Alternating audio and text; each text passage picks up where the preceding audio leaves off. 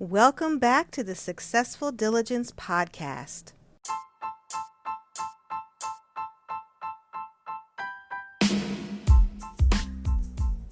I wanted to make sure that you were aware of how valuable you are to us and me here at Successful Diligence as a listener of the podcast.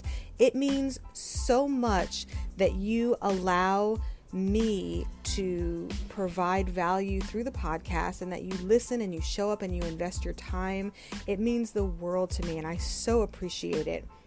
One way that you can show your appreciation for the podcast, if you've gotten any value from anything we've ever said is you can support us financially so that we can continue to provide the value that you've come to know from the Successful Diligence podcast. And it can be literally less than a cup of coffee a day, 99 cents per month. That's less than $1 per month, all the way up to $5, $10, however much you want to give. But as little as $1, less than $1, 99 cents, that would make such a difference to us. You can go to the show notes and you can click the link where listener support is highlighted. There's different links in the show notes, or you can go to anchor.fm/successful diligence /support, and you can sign up there, and literally it's one time per month, 99 cents, less than a cup of coffee, and yet you would be having an impact on supporting this podcast to bring more value, reach more people, to have a greater impact in the world. And we appreciate in advance any support that you're able to provide. Again, anchor.fm/successful diligence /support, or you can click the link in the show notes and show your support financially. We appreciate it and we thank you in advance.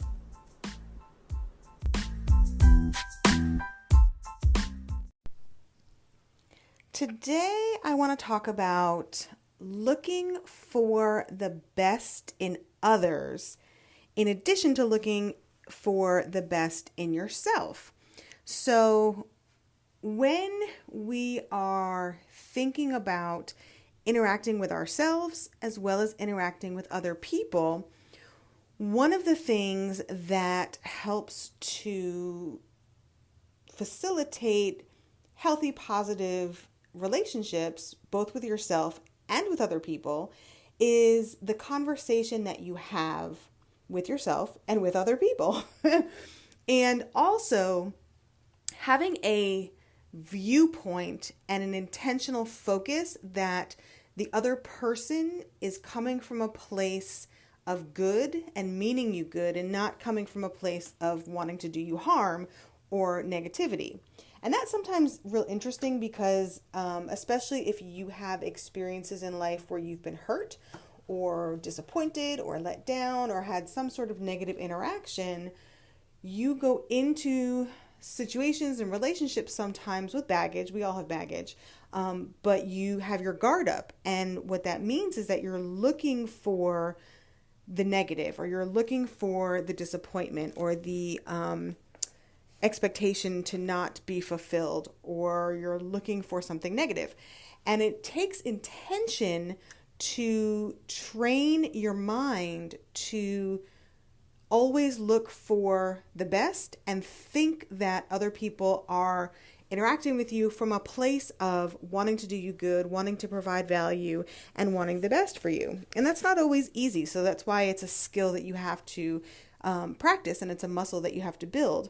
And you can think of it as looking for the strength zones, the zones of strength in a person. And that can be something as small as, always having a positive attitude, to a skill that they display or demonstrate, to a talent or an ability that they have. And, anybody can see the weakness and mistakes and the shortcomings in others and in yourself. And looking for and seeing the good is a lot harder. And like I said, that's why you have to be intentional about looking for the good in yourself and in others. And I'm saying yourself and others because the first relationship that you have is with yourself. And the person that you're going to have the most conversation with for the rest of your life is yourself. And you have to conquer your relationship with yourself before you can master relating to others in a positive, healthy way. So when you look at other people and yourself and relationships from a place of what is the zone of strength, what is the good, what is the positive, where's the value that they can add, it communicates to other people that you believe in them as a person and that you are looking for them to rise to your expectation of their potential, of who they can be in your eyes and yourself as well. And when you begin to do that, you'll see that you won't settle for anything less going forward. And it's important that as you recognize the good in others, that you not just think the thoughts. Like sometimes my husband will think a positive thought or a compliment, and I can see on his face that he's thinking something and wants to say it, but he won't say it for whatever reason. And then he'll tell me later, like hours later, I was thinking of telling you this, or, I was thinking this before. And I always say to him, in the moment, tell me. It matters in the moment. Like when you're having that thought, let me know.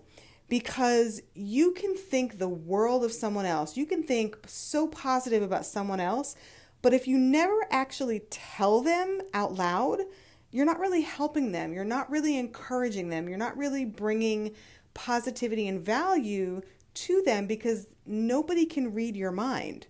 So no one knows what you're thinking unless you tell them, unless you either write it out or you communicate it verbally or non-verbally if it's a hug, but usually it's through writing or voice.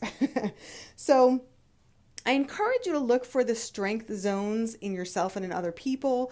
I encourage you to look for the good in others and in yourself. I encourage you when you're relating to other people that you intentionally focus on that they are coming from a good place until they prove you wrong. And when you have a positive thought or an encouraging thought about someone, let them know, tell them. You never know, it could make their day and it could change a life, literally. And if you don't believe that, go listen to the episode about the power of intention. It's in season 1 and it's literally life-changing and life-saving. So I hope that you found some value from this, and as always, keep walking. And as you walk through your journey of life, always, always choose gratitude.